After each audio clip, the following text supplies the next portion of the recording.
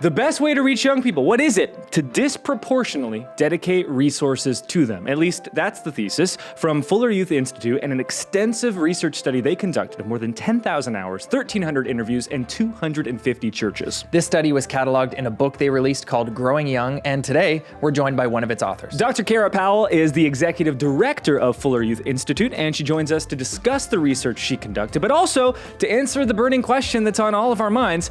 If we must disproportionately dedicate resources to young people to reach them, what does that leave for everyone else?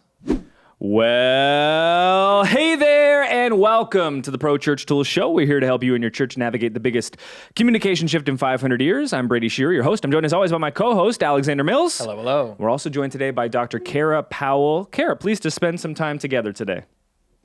Oh, I'm looking forward to a really great conversation, Brady. Excellent. So, Kara, in the book, Growing Young, of which you are one of the three authors, one of my big takeaways from the book, it's a bit of a provocative one, at least when I've discussed it on our platforms with our audience. I'll quote the book here, quote, "Based on research, we're actually calling for churches to dedicate a disproportionately large amount of attention and investment in teenagers and young adults," end quote. So the key word there, of course, to me is disproportionately, which would have to necessitate that other age groups are getting disproportionately less attention and investment. So can you elaborate on this thesis for us just a little bit? Brady, I love how you're asking a hard-hitting question to begin with here. So, Growing Young is the result of multiple years of research by the Fuller Youth Institute, and I co-authored the book with Brad Griffin and Jake Mulder. And we looked at over 250 churches that, in the midst of so many churches aging and shrinking, we wanted to find those that were growing young, that were really engaging 13 to 29-year-olds. And as we did interviews with the churches and came up with the interview protocol, one of my very pressing questions was, okay, when these churches invest more energy, more resources in young people, who loses? Who gets the short end of the stick? Because honestly, that just made sense to me. Like if one group is getting a bigger piece of the pie, then surely other groups in the church have to be getting a smaller piece of the pie. And so we were really ruthless with this question, and especially pressed senior pastors. Okay, when you invest more in young people, who loses? Is it senior adults? Is it women's ministry? Is it worship ministry, et cetera? And this was actually one of the bigger surprises of our research, is as we spent time with these amazing churches, what they said was when we invest in young people, everybody benefits. When we give young people a bigger piece of the pie, it's not that others get a smaller piece, it's the whole pie grows. Everybody wins when we invest in young people because young people bring more passion, more energy. In many churches, they actually bring more money because while young people themselves might not be huge givers, they're all often attached to parents or caregivers who are. There's often adults who really want a vibrant church, and a lot of times what makes a church vibrant is young people, and so more people are drawn to your church because of the young people, even if they're not directly related, and that translates to more giving. So Brady, I'm glad you asked that question first because this is one of the big ahas of our research. When we invest in young people, everybody gains. Okay, so when I read this book, and I read it roughly, 5, 6, 7 years ago, it feels like at least at this point, it immediately resonated with me because I remembered at my church growing up, the youth group was growing, and it was growing fast. And so then we would all go to church on Sunday morning, and the youth would all sit in like the first two pews. And I remember this being like a 3 to 5 year transformation where like Sunday mornings just got more and more full. There was more and more energy, and we would hear like adults would come up straight to us and be like, "We love this like youthful presence." Is that kind of like what you guys figured out when you were doing the research with these churches? Is that what we're getting at? Sure. Exactly. And Brady, it sounds like we went to the same church because my church had a very similar experience. Yeah, the word that pastor after pastor, and again, not just youth pastors, not just young adult pastors, senior pastors, executive pastors, worship pastors, the word that they used over and over again was vitality. That young people have a unique potential. In fact, I just got chills when I said that word. Young people have a unique potential to bring more vitality to the overall church, which again that translates to every part of the church, children's ministry to senior adult ministry, discipleship to outreach. Young people bring more energy and vitality.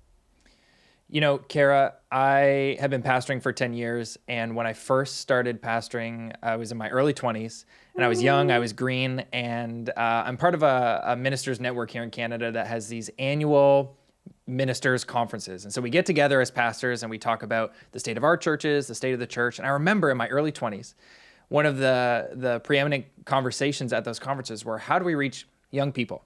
And the young people back then, by name, were millennials, of which I'm one of them. Yeah. So now fast forward 10 years, I'm still a millennial. I'm in my 30s. Now I'm in a different season of pastoring. But the question remains the same. How do we reach young people? At the same conferences, we're asking the same question, but just of a different generation. Now we're talking about Gen Z.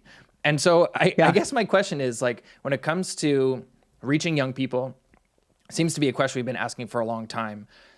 Practically or pragmatically, like, what does that look like? What does it look like to actually disproportionately invest more resources in young people?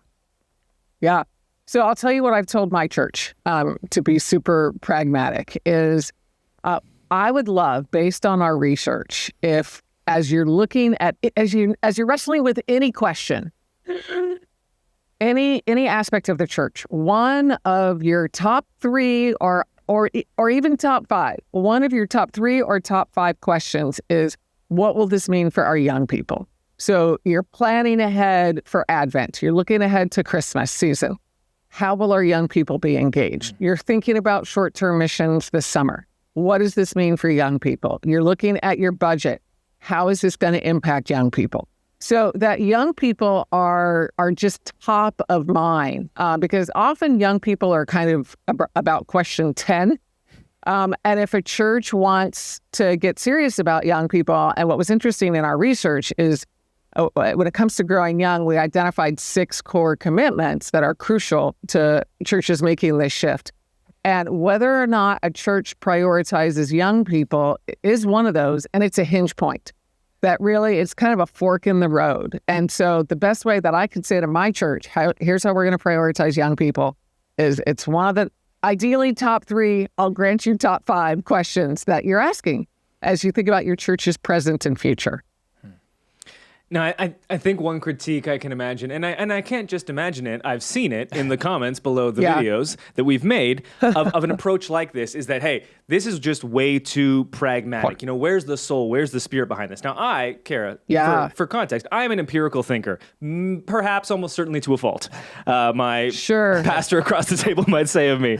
So for people watching and listening who might just be like, okay, like now we have to like decide which demographic to prioritize with budget and creative resources, and it's like, can we not just preach the Bible? Is the gospel just not enough? What might you say to them?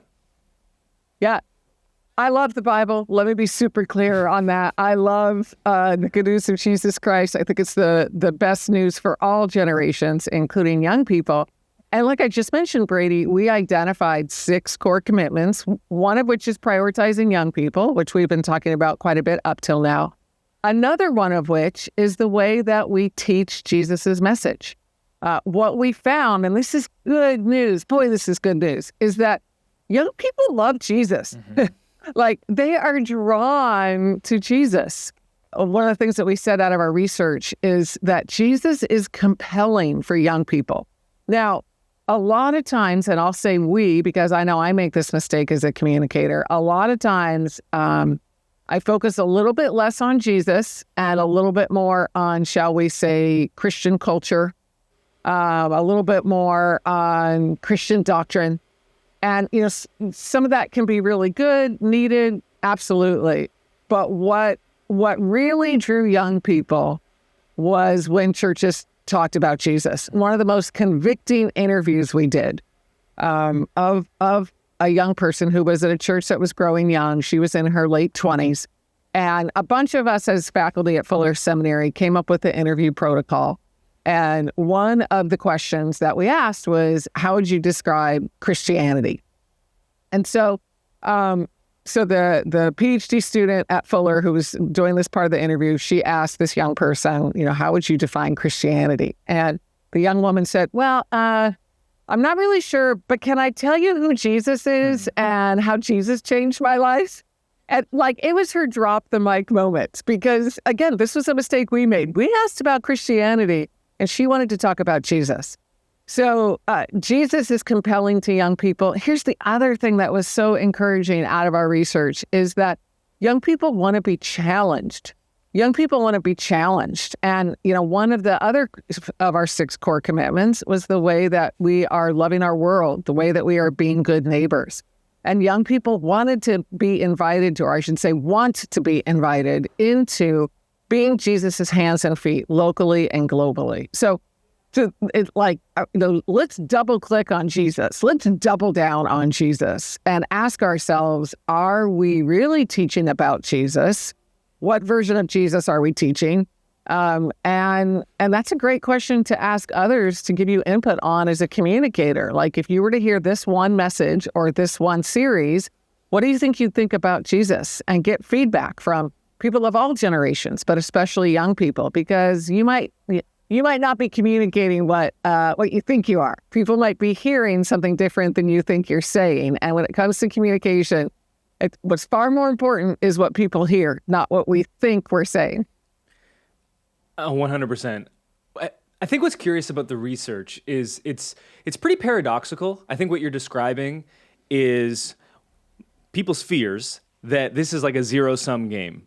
And if we invest in young people, that means that we're seeing young adults, or perhaps even young families, older generations being neglected. What you're describing, though, is kind of like, no, this is actually a rising tide lifts all boats sort of scenario. So I guess what I'm curious about, and maybe research, didn't reveal this, and so you can't speak definitively, but does this mean, hypothetically, if you prioritized those in their 40s, or you prioritized those in their 50s, or seniors, that there's just no reason to believe that in that situation, rising tides would lift all boats? Yeah. So I have never, ever been asked that question, Brady. So I'm intrigued by that question. I can't answer as a researcher. I can't. Here's what I would say, not so much from empirical research, but just from, my let's say my impression as somebody who's spent a lot of time with churches and leaders.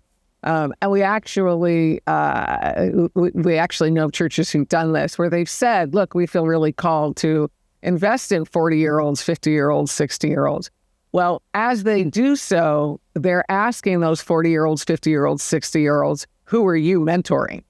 So it's not just, 40-year-olds having fellowship with each other and enjoying each other in that life stage. It's sure some of that, absolutely. We all need that, but who are you pouring yourself into? So what I would say to a church that wanted to invest in those over 30 is great, please do. And part of that should include, how are we investing in the next generation? Okay, Kara, I have a question that it's possible you're going to be able to answer as a researcher as well. And I have the courage to ask it now because Brady just asked. Awesome, Alex. We're going off script already. Okay, perfect. So I read some research lately that said over the last handful of decades, 40 years, there's one denomination in America that has not experienced sustained decrease in attendance. Decline. Exactly. And that one denomination is the Assemblies of God Church. And one of the hypotheses that I read for why that could be true is that they kind of remain hidden, in the sense that you don't really hear much about the Assemblies of God, for better or for worse, in the popular headlines, the way Christianity is covered in news, for example. And so I'm asking this question because what you just said about just preaching Jesus and young people being attracted to Jesus, I'm just curious, and I'm wondering if you can affirm this maybe in your research or in your experience as true, that young folks maybe in the Assemblies of God are more easily attracted to Jesus because, unlike other denominations like the Catholic Church, for example, or the Baptist Church, where a lot of what we hear about those denominations as covered by the news recently has been like some pretty negative stuff, that possibly is turning off young people from those larger denominations. Yeah. But in the Assemblies of God, this hidden practice of faith in America, they're hearing Jesus and they're not being scandalized in the same way. Do you think that that could be a reason that the Assemblies of God seems to be growing young? Yeah. Great question, Alex. And I should say I'm actually a licensed Assemblies of God minister. Okay. So Amazing. so it's perfect that you asked that question. And you are right that most denominations are experiencing decline. It depends on how far you go back. It depends on, do you compare now to 10 years ago or year to year, et cetera. And you are right that the denomination that in most analyses seems to be experiencing the most growth is the Assemblies of God. It does stand out as noteworthy. I think, I don't want to speak for the entire denomination. It might be exactly what you're saying. It might be that, the Assemblies of God is, it's not quite in the center of, shall I say, white evangelicalism or just evangelicalism in general. I think Assemblies of God has been very entrepreneurial in engaging communities that are marginalized, immigrant communities, Spanish-speaking communities, et cetera. I know that that's a fair amount of growth.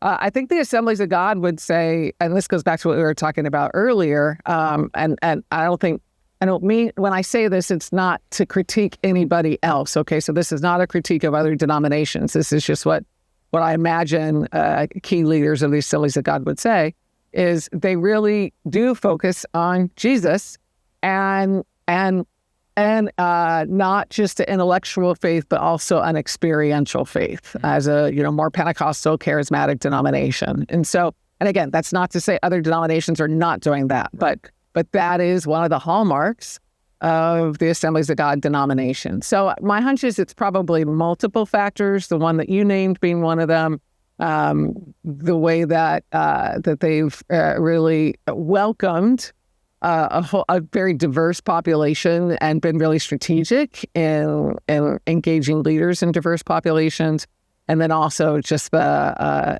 experiential worship that is the hallmark of the Assemblies of God as a Pentecostal branch.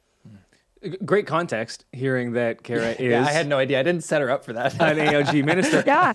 But for additional context, that church that I was describing growing up in, we don't have Assemblies of God AOG in Canada. We have Pentecostal Assemblies of Canada, the equivalent PAOC. Yeah.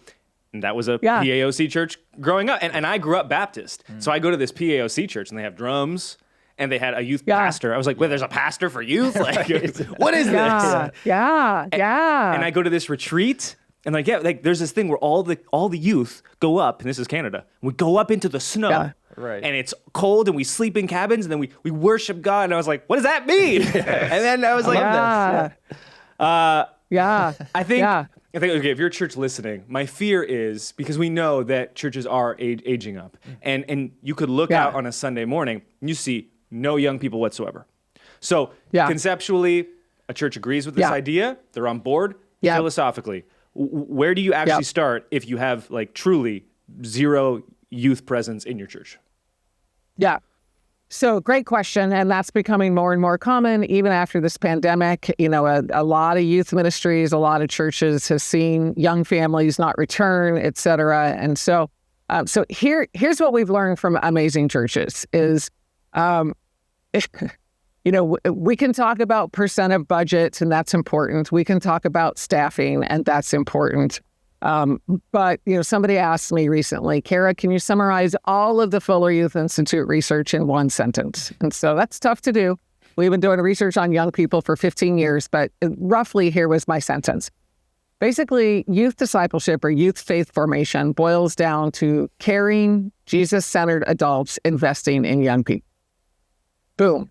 That's basically what it boils down to. And my hunch is if each of us, and if our listeners took a little bit of time to think about how, if they were a part of the faith community when they were young, what made the most difference? It probably wasn't a program. And, it might have been a retreat, certainly was part of it. I can relate to that, Brady. But it was probably a small group leader. It was probably a senior adult in the church. It was a youth pastor.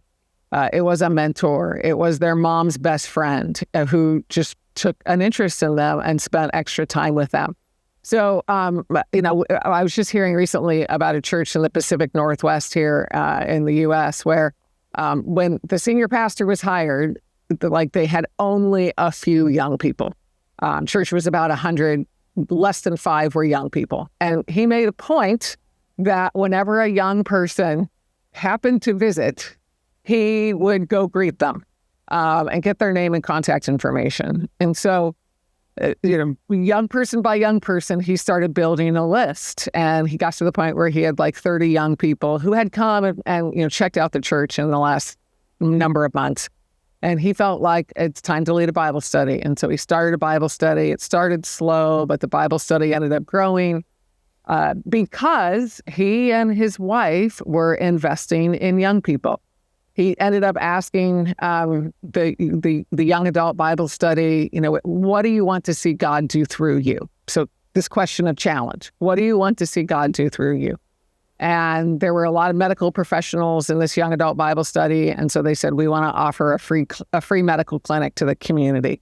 The church board was skeptical of that. They were concerned about liability, concerned about cost, all those really good questions, but they were willing to take a chance on these young adults. And so the young adults had this medical clinic on a Saturday. Over 300 people were seen and prayed for.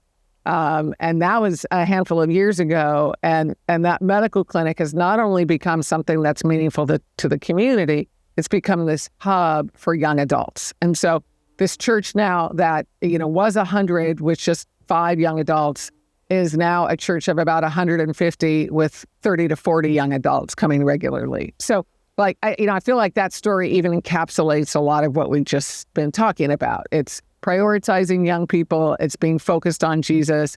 It's on adult. It happened to be the senior pastor and his wife, but it certainly doesn't have to be. I can tell stories just as meaningful of 71-year-olds who start investing in young people and, 35-year-olds who start investing in young people. So, for your listeners, yes, it's about the percentage of budget you allocate to young people. Yes, it's about staffing.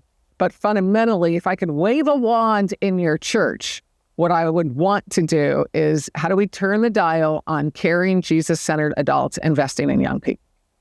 Yeah, that's great. And we really appreciate real stories of life change and this happening in churches, which is, of course, what the research was initially based on anyway.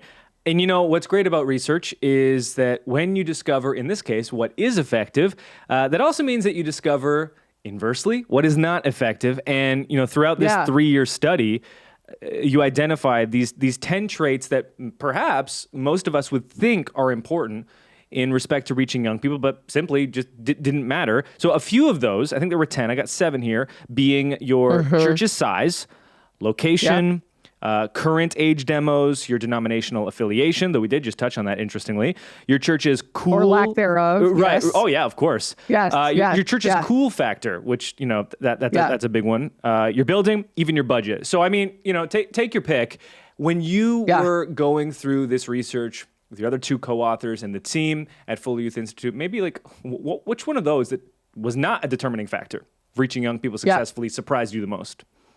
Yeah, and I love it when research destroys some of our myths. That's part. Probably research often confirms our hunches, but when it destroys our myths, that's when I love it all the more. So I'm going to pick 2, if I may, Brady. Please. You said 1, but I'm going to pick 2 because I think they are 2 of the most common ones. And we literally looked at correlations of growth. So this is hardcore numerical correlational analysis. The first one that I want to point out is that size is not relevant. That, we studied churches that were over 5,000. We studied churches that were 100.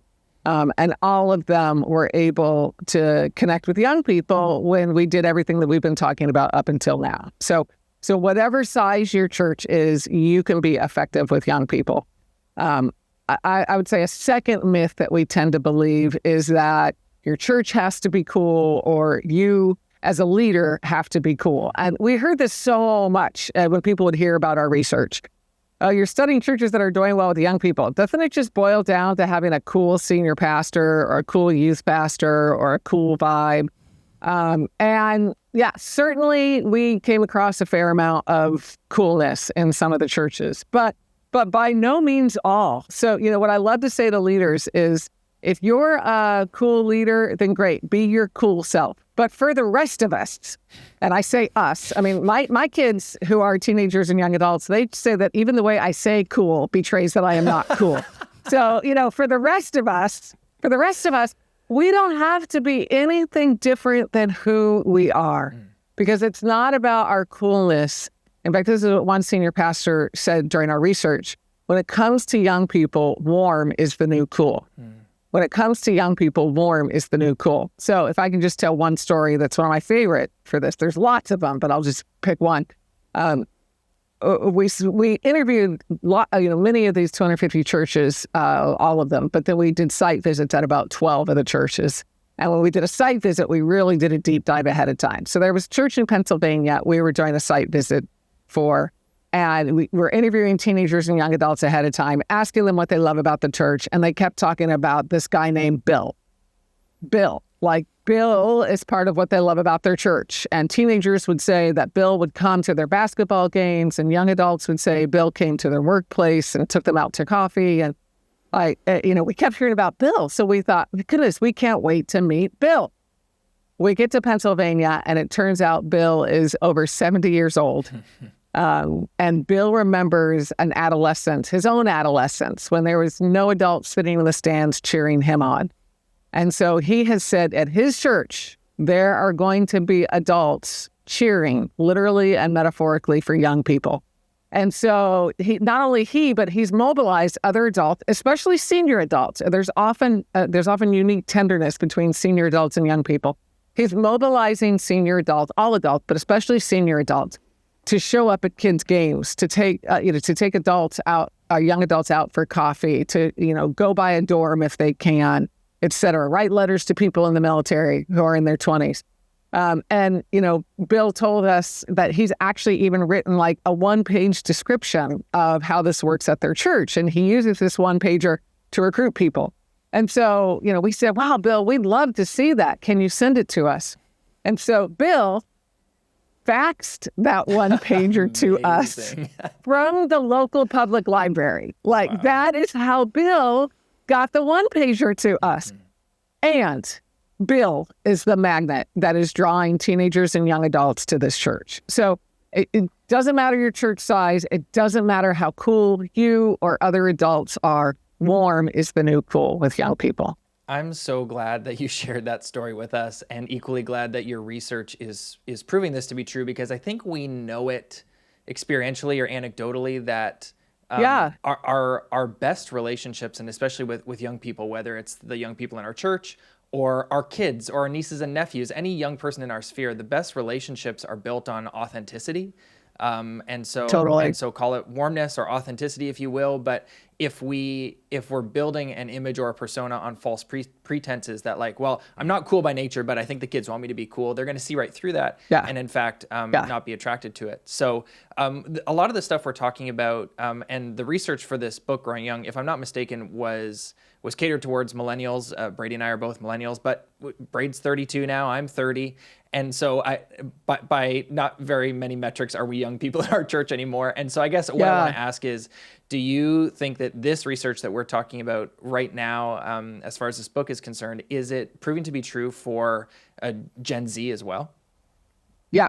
So again, I can't fully answer that question through research because we haven't replicated the study 10 years later. But what I can say is, as we continue to have conversations like this, the 6 core commitments, and again, we've talked about 3 of them: prioritizing young people, teaching Jesus' message, being a good neighbor. Warm community is a 4th. So, we've certainly touched on that. So I guess we've really touched on 4 of the 6. But really, all 6, we get nods from leaders today. And we get nods from young people today, from 20-somethings and teenagers who hear this and say, yeah, this is what I want, or this is what I do love about my church, et cetera. I think you're so I would say probably the 6 categories are salient for Gen Z also. But what is unique about Gen Z? And in some other research we did, we tried to answer that question. And specifically, how would we describe Gen Z in just a few words? And so we looked at academic research, we looked at popular research, and we landed on these 3 words. This generation is anxious. This generation of young people is arguably the most stressed, depressed, and suicidal generation that we've seen. I don't know a family with teenage girls that's not dealing with mental health challenges. I know they exist because the research tells me they do, but I can't name one. And boys are just a half step behind, teenage and young adult boys. And so this is an anxious generation. This is an adaptive generation. This is a creative, I want to change our world. I want to make a difference generation. It's some of what's so exciting about them. And then the last thing we would say about Gen Z is that this is a diverse generation. I don't have data on Canadian young people, but in the U.S. in 2020, in the midst of everything that happened in 2020 with the pandemic and lots of stuff, we crossed the line in the U.S., according to census data, that now over 50% of those who are under 18 are young people of color. In the overall population, it's about 2/3 white, 1/3 people of color. But for those under 18, we have crossed a line, and the young people of color, that percentage is just continuing to grow. And so, I think as we think about this anxious, adaptive, diverse generation, let's look at warm community. Like, okay, then how do we need to be extra empathetic with them? Let's look at teaching Jesus's message. As we think about their anxiety, as we think about how they do want to make a difference in the world, what about the Gospels? What about the whole of Scripture especially connects with that? So, I would invite us all to look at these 6 core commitments and then think about the 3 qualities: anxious, adaptive, diverse, and, kind of do a grid and ask, okay, how do we need to tweak how we embody these 6 core commitments based on these 3 characteristics of Gen Z? Yeah, it would make sense that the research and the core commitments track to all generations. It'd be surprising to me if the cool is the new warm became true for Gen Z. They just flip it. Like, no, all we care is that if you're not wearing relaxed jeans, I don't want to hear it. Totally. One of the common questions we received from our audience, which unsurprisingly, in many ways mirrors our age demos. So like the most popular or biggest portion of our audience is those age 25 to 34. So the question they have is, okay, I'm convinced my senior leadership isn't. How do I go about pitching this? It sounds a bit self-serving if I go in and pitch it. Tips and best practices for that. Great.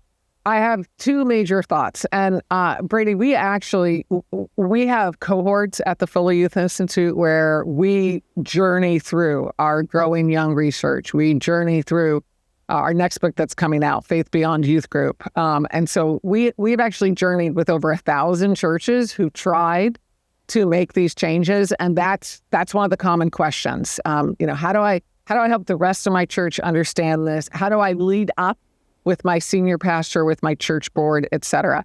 And we have months of training. But if I was to just give like a 2-minute answer, the 2 things I would say is, as you think about who you want to influence, what is their love language? And, I don't mean the Chapman love language of touch and words and all that, but I mean, like, what's most important to them? What rings their bell when it comes to bringing about change? So the previous senior pastor at my church, he loved the Bible. He did not care that much about research. I'm a researcher. He didn't care that much about research. He didn't care what other churches were doing. It was all about, is it rooted in Scripture? And so we all knew as leaders, okay, if we're going to have a conversation with him, we've got to start with Scripture. Other senior pastors really do care about research, really do care about what other churches are doing, really do care about their denominational emphases, et cetera. So think about, whatever group or person you're trying to influence, what's most meaningful to them, and think in those categories. The second thing that I would say, and Alex, you actually made a comment about this already, is the power of stories. So my colleague at Fuller Seminary, Scott Cormode, he's got a definition of vision that I love, and we train churches on all the time. Vision is shared stories of future hope. Shared stories of future hope. So, my hunch is, if I was to ask one of your listeners a week from now, like, what do you remember about the interview that I did? They'd probably remember a story.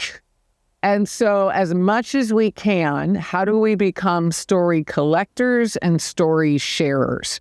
You know, I know that we talk about research, we talk about communication quite a bit in this podcast. And, you know, you just can't beat the power of story when it comes to communication. So I would say, you know, be attuned to what's meaningful to those you're trying to influence, and look for ways to gather and share stories. Yeah, we are certainly big advocates of that and talk about it a ton. One of the things that I'm passionate about, Kara, is bridging generational gaps in church. You know, at its best, what makes church so special in many ways is that it's a gathering of people that you would otherwise not really ever see in the general population. So we've talked a ton about, hey, here's what the church should do to serve us as young people. And everyone benefits, but it's still us kind of at the center of the focus. So assuming, I don't care what Alex says, I'm still qualifying myself as a younger person. Yes, I am a married dad with 2 daughters, but you know what? I will not receive that from me. Hang on to it. So what can we as young people, do ourselves to serve the older generations in our church? Forget a moment about what they can do to bridge the generational gap towards us. What can we do for them? Yeah. So, you know, one of my favorite exercises that we do with churches who are going through the change process, who are in our cohorts, is have them actually listen. And so, you know, we tell the church teams who go through our research, like, spend your first weeks, months listening to young people, really understand. And we give them specific questions, especially related to young people's sense of identity, belonging, and purpose, which are 3 really big themes in our research. And so, you know, I would say the same thing to a church or a leader who asked me, you know, how do I really grow my relationships with older people, is, have you spent time with them really listening? And listening to their questions about identity, belonging, and purpose, really understanding what keeps them up at night, really understanding their insecurities and their dreams. So many times in churches, we create ministries based on what we think people want without actually spending time with the people that we have in mind. And so, you know, we always recommend to churches, don't act until you actually listened and spent time. So I'm hesitant to make a huge, general recommendation because we haven't studied that. But what I would say is listen, and especially listen for themes of identity, belonging, and purpose, and how Jesus and how your faith community can meet those questions. One of my favorite parts of this interview so far, Kara, is the repeated emphasis you've put on the limitations of research and how, hey, this is what we researched. We can't just take that and apply it beyond that. This is a bit of a departure from the focus on youth, but I would love to hear, because research matters to me, and you are a researcher. What makes for good research, and how should we be working to improve our own literacy in this respect, so that we're interpreting it properly and using it carefully? Yeah. Fascinating question. So, I mean, the fundamental criteria for research is it valid and is it reliable? And so, you know, that's kind of the quintessential questions about research. You know, what I would say is the good news is church leaders don't need to become researchers themselves. They just need to know where to go for good research. And so, you know, I think what I would love to do is when it comes to young people, I can give a few recommendations. If you want to stay in tune with research on young people, I'd recommend the Fuller Youth Institute. Go to our website, fulleryouthinstitute.org, and sign up for our free weekly email. You'll get in your inbox the best of our research. I would also recommend the Barna Group. My good friend David Kinnaman is a fantastic leader, and they are doing some really important research on all generations. Then I would recommend Springtide Research Institute, which is a newer research entity that studies 13 to 25-year-olds. And they study across faiths, not just Christianity, but other faiths also, which brings some unique texture to their research. They've done a lot of work on belonging. They've done a lot of work on mental health. And so those are three sources where I would say all three of those offer free emails, and let us do the work for you, and you can just read our results in your inbox. Those are great recommendations. I'll make sure to include those in the show notes for our listeners. Great. But we've been talking about research that you have completed. If you can, and if you will, can you tell us what you're working on right now at the Fuller Youth Institute? Yeah. Well, in just a little bit, in November, we have a new book coming out called Faith Beyond Youth Group, where we, again, spent a lot of time with real-life churches and looked at when churches are able to have faith with young people be not just 90 minutes once a week, but all 7 days. What is it that they did that caused that faith to actually live outside of the youth room, live outside of those 90 minutes? And so we've identified 5 qualities there, many of which overlap with the 6 that we've been talking about with growing young. And so that's coming out immediately. A year from now, we have a book coming out. I shouldn't say the title because we're still working on the title, but it gets at the question that I think Brady asked about how do you bring about change? Because so much research, including what we've done, is what needs to change. And that's super important. But for a lot of leaders in churches, the how do we bring about change is actually a tougher question. So this new book that I'm writing with Jake Mulder and Ray Chang, it looks at what we learned from Scripture, what we learned from great research on leadership, and then research we've done with these 1,000 churches who we've walked through a change process. So I'm eager for both of those books to be out, and so that we can keep discussing and serving leaders.